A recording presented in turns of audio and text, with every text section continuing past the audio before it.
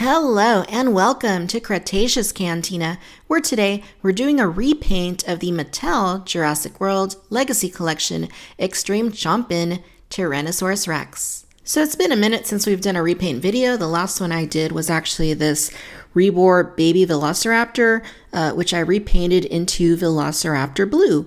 I think that video was back in August of last year, so if you didn't see that and you want to check it out, I will throw a link down below. This time, however, I want to do a film accurate recreation of Rexy into Rexy. So I'm going to use what Mattel gave us, completely repaint it from the bottom up, and see how close we can actually get to doing a film accurate Rexy from Jurassic Park. So I have repainted a few of Mattel's products in the past. I first did a Gallimimus, creating my own custom color palette.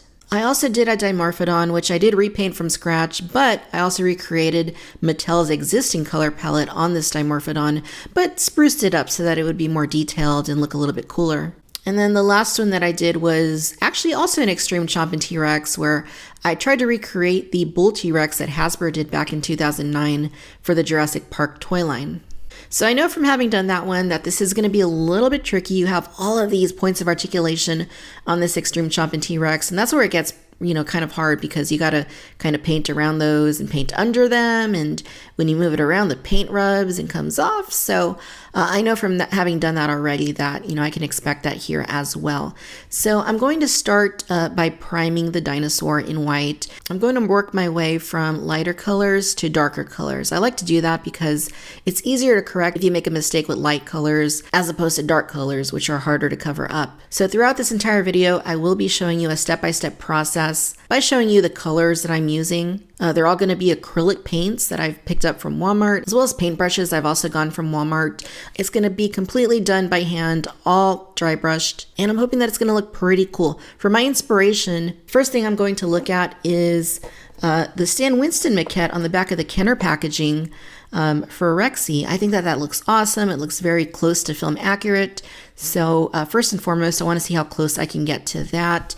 I'm also going to be pulling out my Papo brown Tyrannosaurus Rex, the standing one, because I think that it also has a very nice paint scheme that is fairly close to what we see in Jurassic Park. So I will be using this. And finally, I'm going to look for images online that I can just Google of Rexy from Jurassic Park, the animatronic, the CGI, and just see what works best. All right, so with that being said, let me go ahead and get this unboxed, and then let's go ahead and get into the repaint video.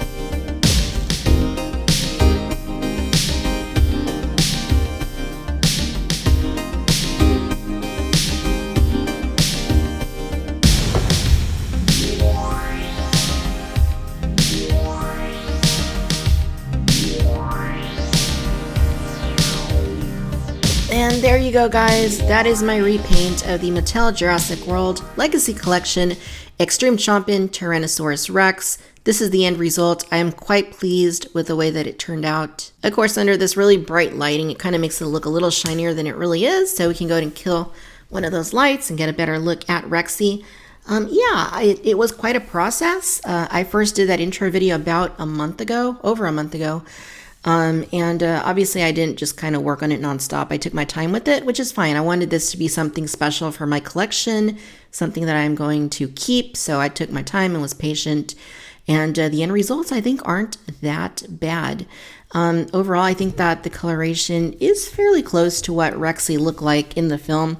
Of course, depending on what you're looking at, whether it's photos, whether it's the CGI, whether it's the animatronic, at night, during the day, Rexy always looks different. So it's very dependent upon your own interpretation as to how your own version of Rexy should look. And in my mind, this is pretty close to what Rexy should look like. Now, I don't really think I needed to repaint the entire mouth like I did. It's kind of cool to have been able to customize it a little bit and do my own colors, but looking back, I don't really think I needed to do that. It was just a little bit more work than necessary, but no, I'm happy with her. The next one that we're going to do, of course, is going to be the Bull T-Rex. Not anytime soon. Give me some time on that one. But, in a couple of months' time, I hope to have a repaint video of the Bull T-Rex. So yeah, thanks guys for tuning into this. Let me know what you think. I hope that you've enjoyed the video. If you want to see more videos like this, certainly let me know. And I do got to give a special thanks to Ted Brothers and to Jay Jurassic, both of whom have been very helpful to me in the past with tips and tricks and just general advice that they've given me when I've done my repaints. It's certainly come in handy. So I know you know those guys. Check them out. Follow them. And as always, I'd like to thank you for tuning in to Cretaceous Cantina. And until next time, bye-bye.